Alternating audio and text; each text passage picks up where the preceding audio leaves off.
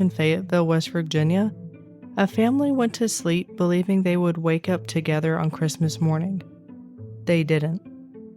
By sunrise, 5 of their children were gone. And what makes this story different from a tragic house fire is what investigators found afterward.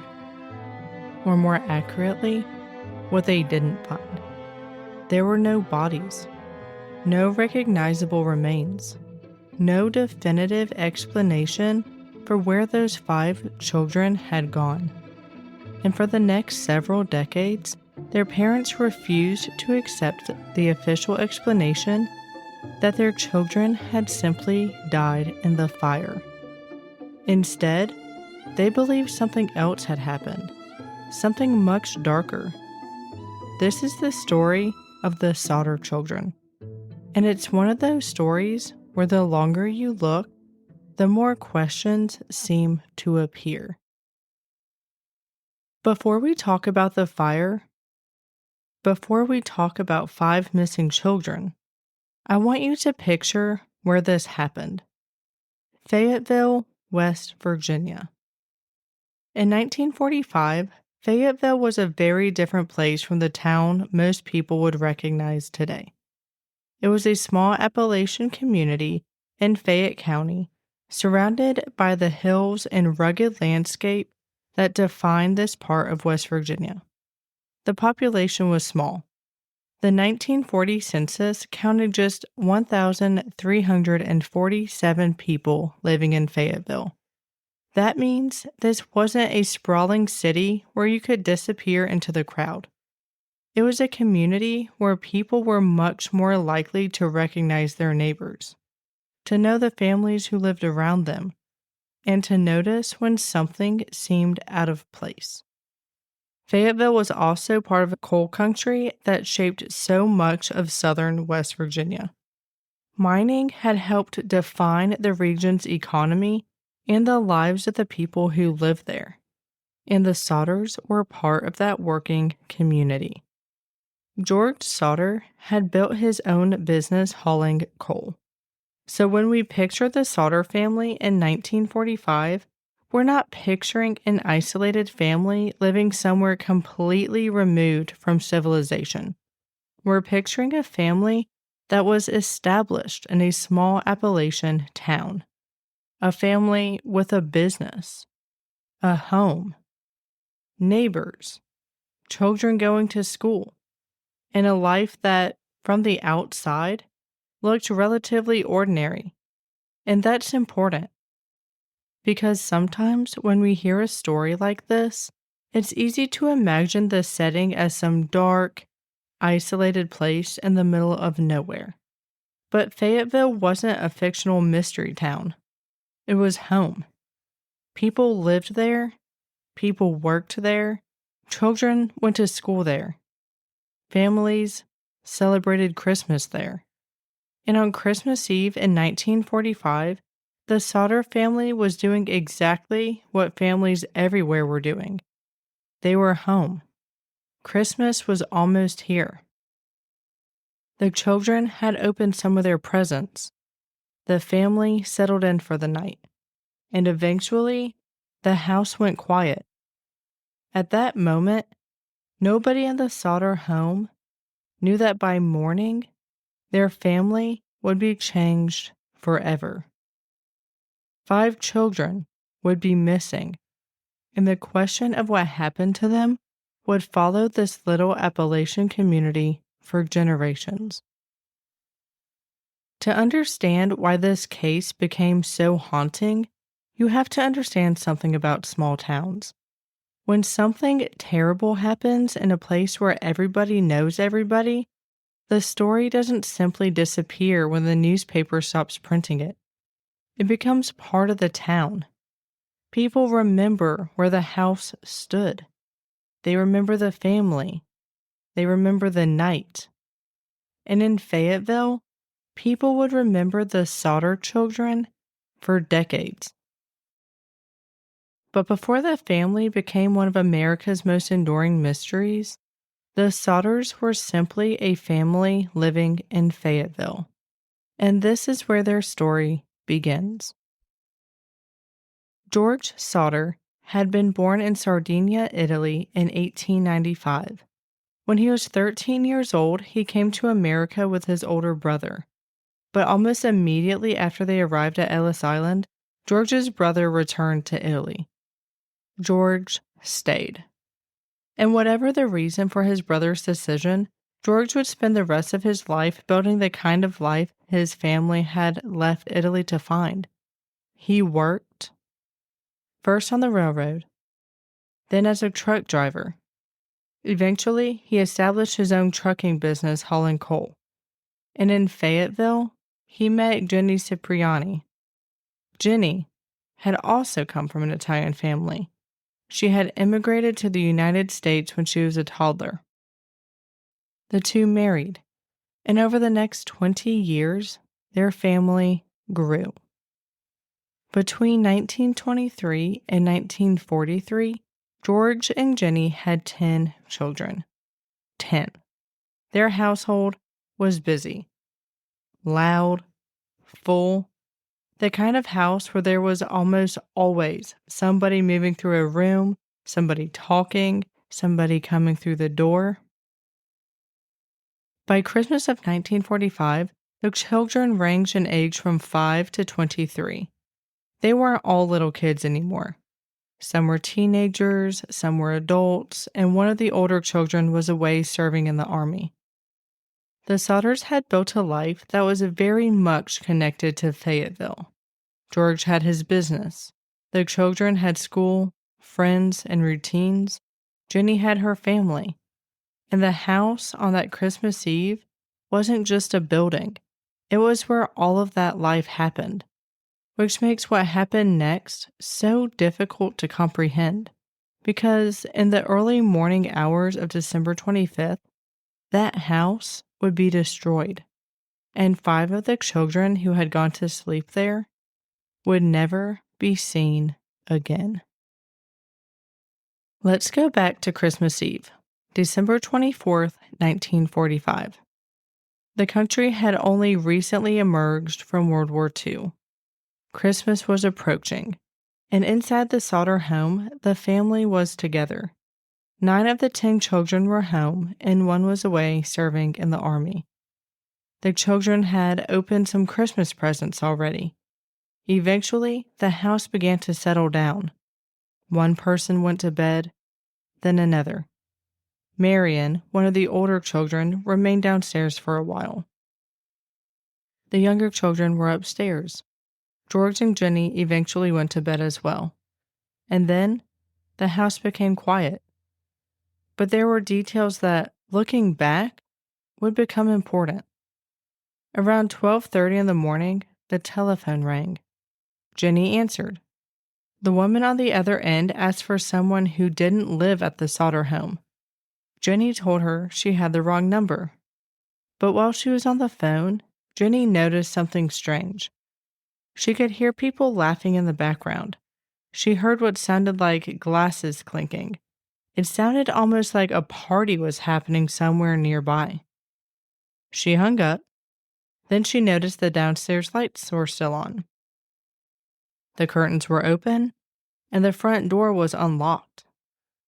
Jennie found 17-year-old Marion asleep on the couch. She assumed the other children were already in their rooms, so she closed the curtains, locked the door, turned off the lights, and went back upstairs. Nothing about that moment would have told her that she was looking at her house for the last time. She went to sleep, and then she heard something. A loud bang on the roof, then a rolling sound. She didn't know what it was. There was no immediate explanation, so she went back to sleep. And about an hour later, she woke up again. This time, she didn't wake because of a strange noise. She woke because she couldn't breathe. Smoke had filled the bedroom.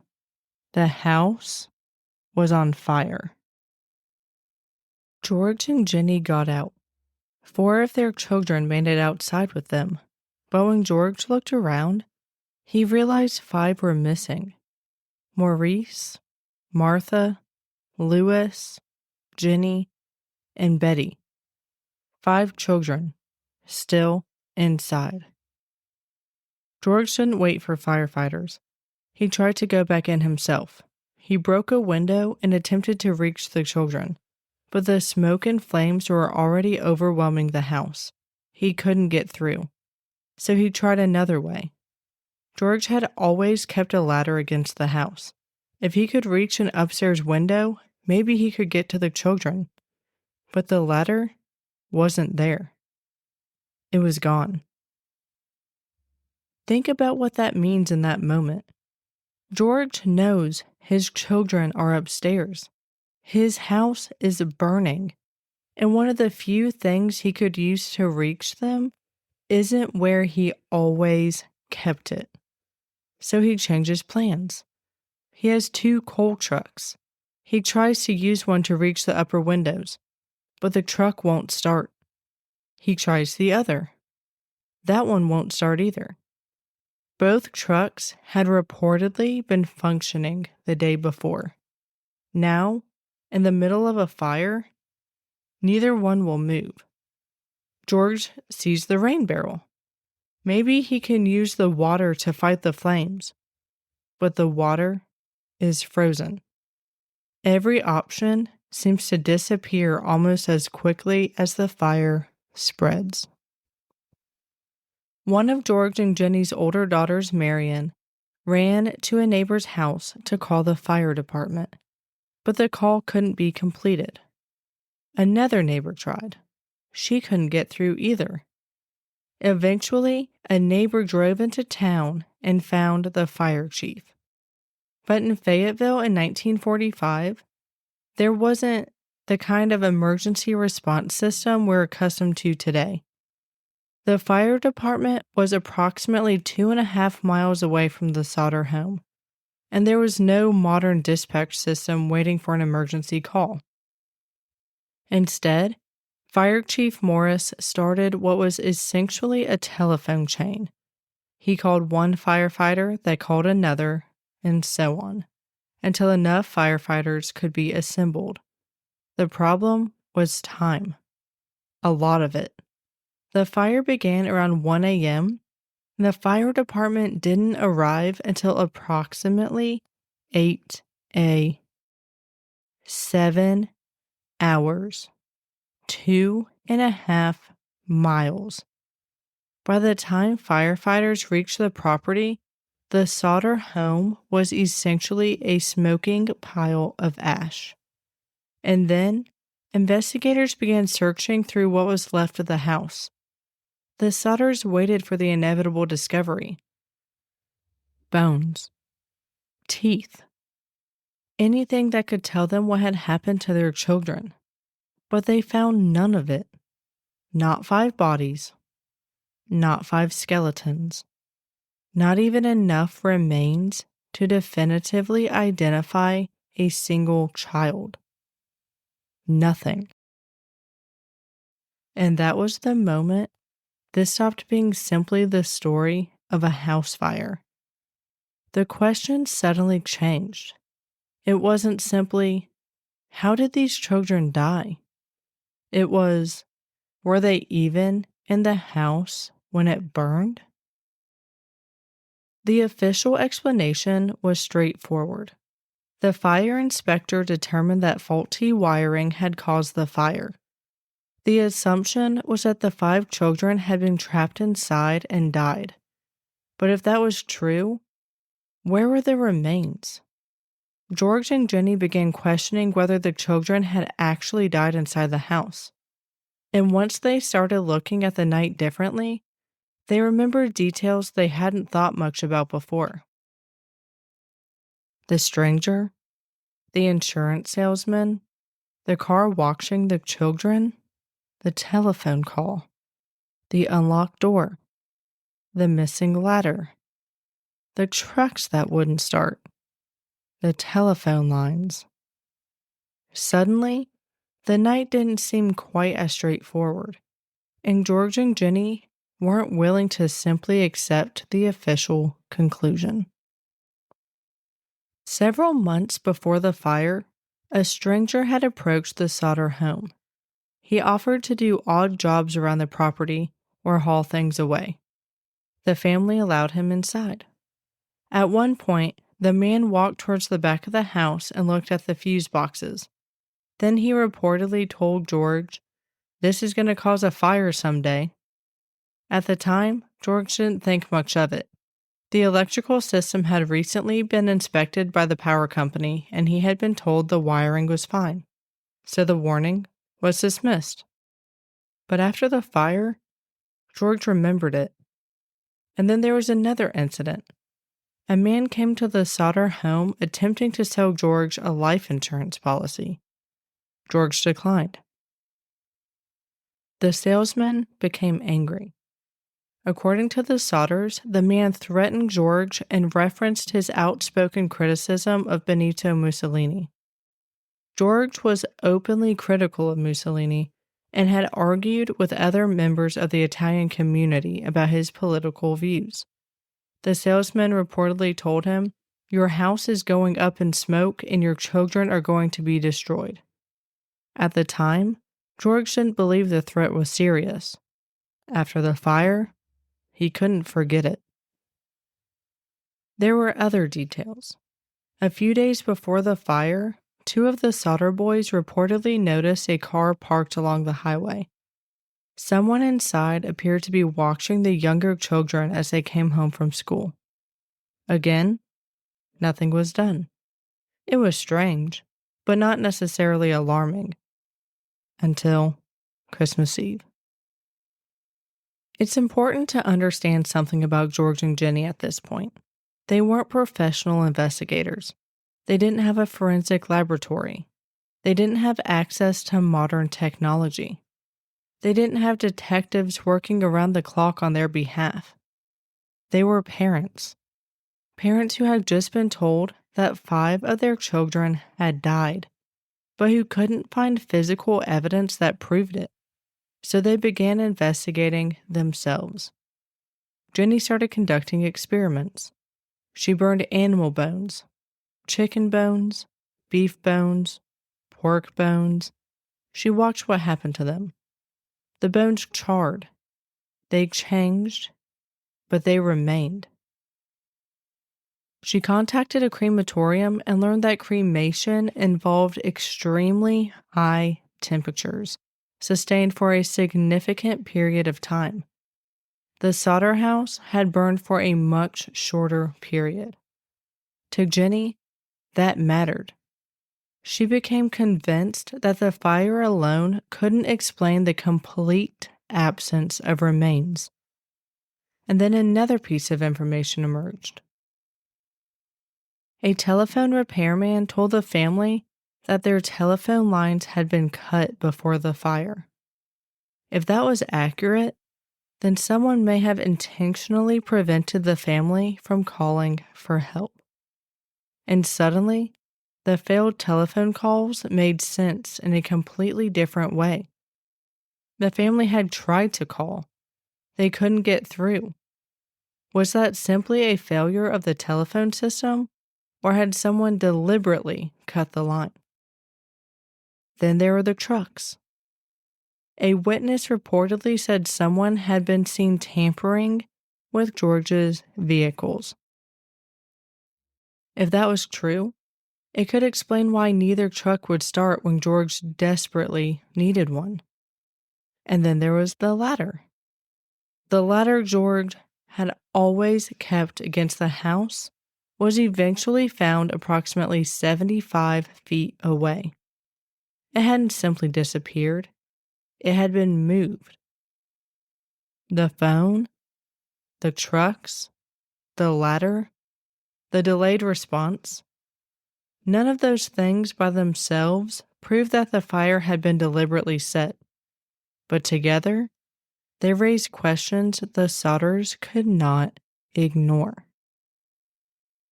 There was another discovery. A hard rubber object was found in the yard.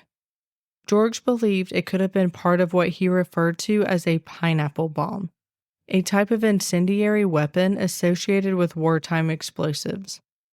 that interpretation was his. It was never established as definitive proof that an explosion device had been used, but George believed it supported his growing suspicion that the fire had been deliberately started. At this point, George and Jennie weren't simply grieving parents. They were investigating. The official conclusion remained that the fire was accidental, faulty wiring. The children had died inside. Case closed. But the Sodders refused to accept it. They contacted the FBI asking for help. The FBI did not take over the investigation. So the family hired a private investigator named C.C. Tinsley. And Tinsley began looking into the circumstances surrounding the fire.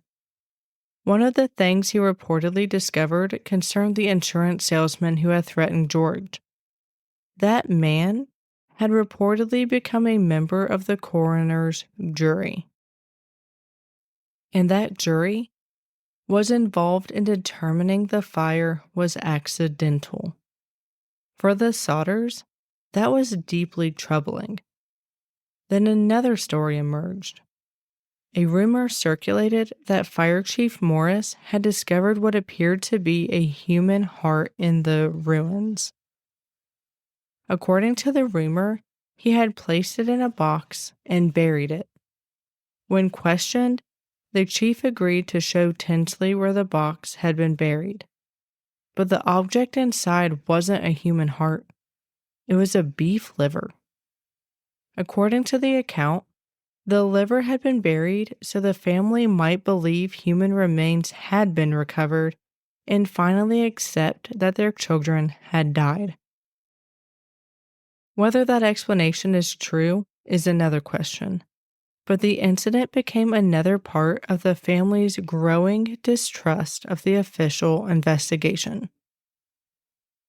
Then came the sightings. People began reporting that they had seen children who resembled the missing Sodder children. Some claimed they had seen them in other towns. Others believed they had spotted them traveling with adults. But none of the reports could be confirmed. And every time a lead failed, the family was left with the same question. If the children had survived, where were they? 4 years after the fire, George and Jennie hired a pathologist to excavate the property. They hoped that a more thorough search might uncover something investigators missed. The excavation produced several vertebrae. The bones were sent to the Smithsonian Institute for analysis. The report concluded that the vertebrae belonged to one individual. The estimated age was approximately 16 to 17 years old, with an upper limit around 22 years old. The oldest missing Sodder child was 14. The report acknowledged that a 14-and-a-half-year-old could potentially show greater skeletal maturation, but described that possibility as unlikely. There was another detail. The bones showed no obvious evidence of fire damage.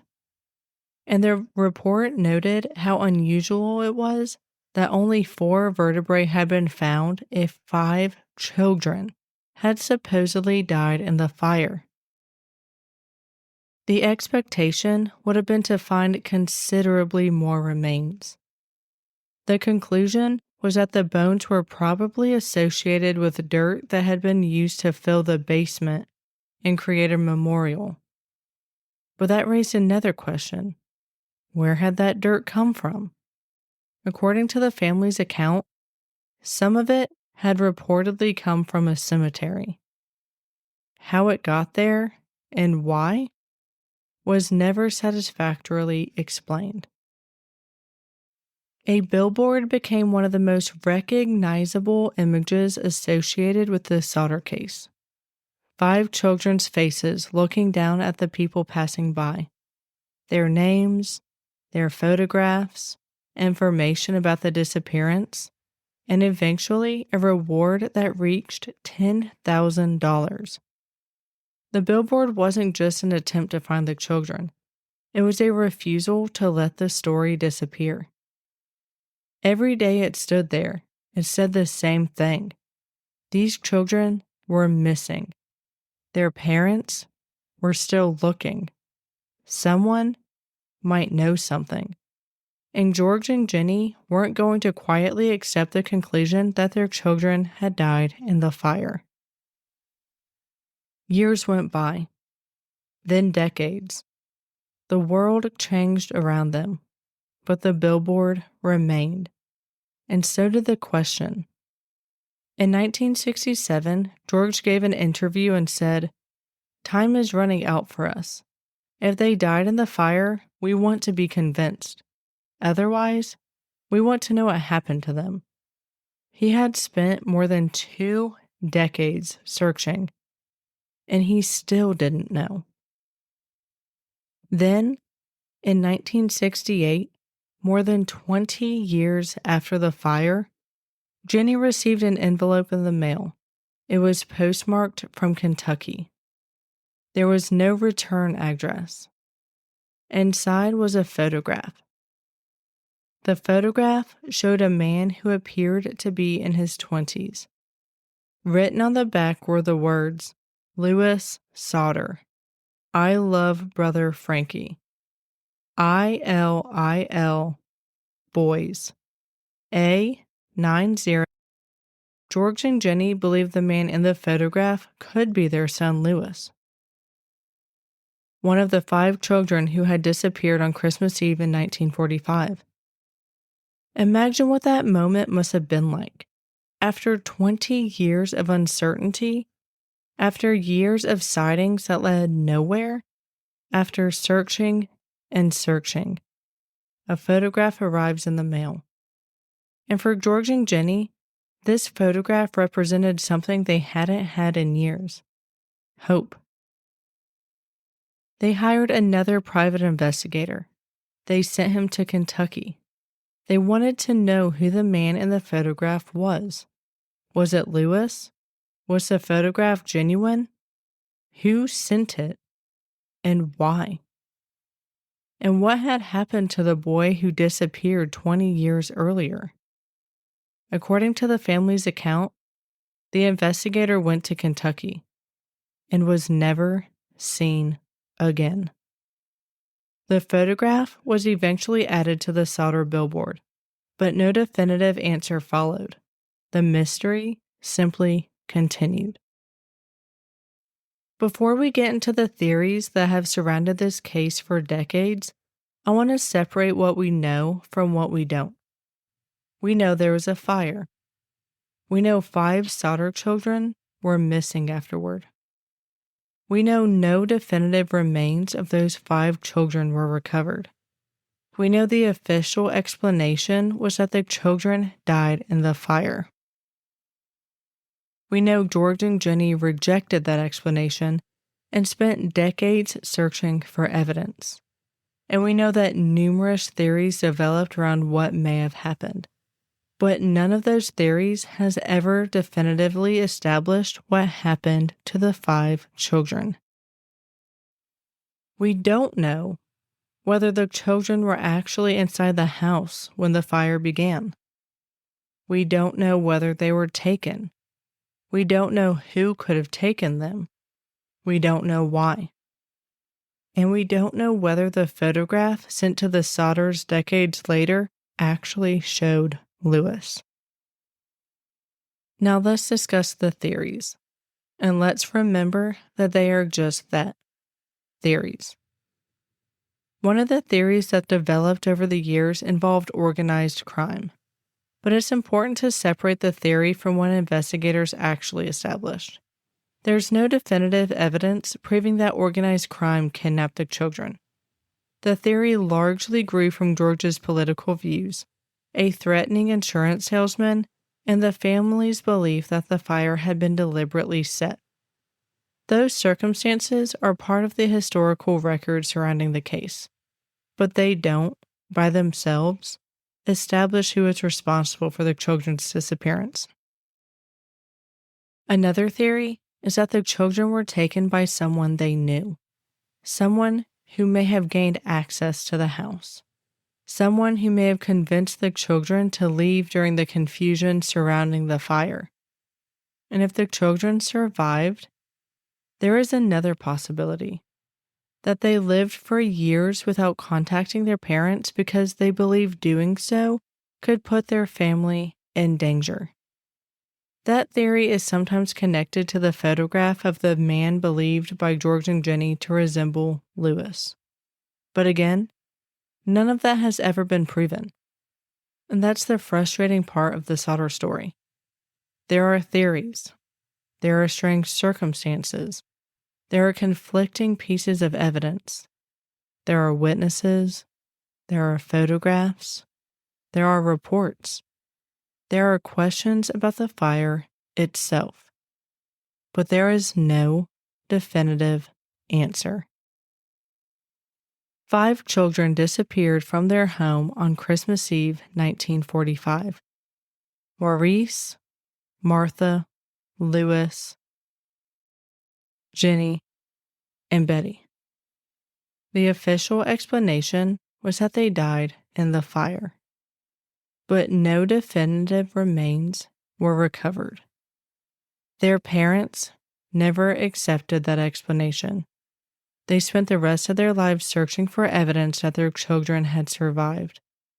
They put up a billboard. They offered thousands of dollars in rewards.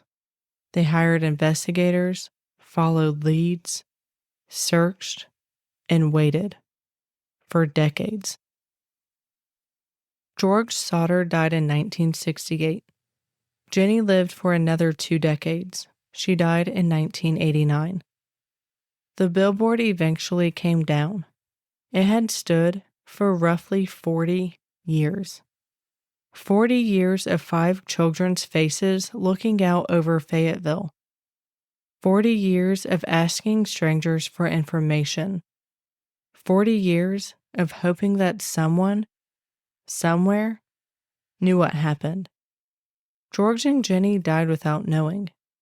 And maybe that's the part of the story that gets lost beneath all of the theories. The explosives, the mafia theory, the photograph, the strange phone call, the missing ladder, the trucks, the bones. All of those details are fascinating, but underneath all of them are 2 parents who simply wanted to know what happened to their children. They wanted to know whether they should mourn or keep looking. They wanted proof. They wanted certainty, and they never got it. And their surviving children continued asking the same questions after George and Jennie were gone, because unanswered questions can become part of a family's inheritance, passed from one generation to the next. And the Sodder family never received the one thing that might have allowed them to finally put this story to rest: an answer. Maybe that's why the Sodder children remain one of America's most enduring mysteries. Not because we have proof of an elaborate conspiracy, not because every strange detail has a sinister explanation, but because there is one fundamental question that has never been answered. What happened to the Sodder children? Sometimes the most haunting mysteries aren't the ones with the most answers. They're the ones where the last page of the story was never written. This is Hometown Confidential, where every small town has a story. And sometimes the hardest part is figuring out where the story ends.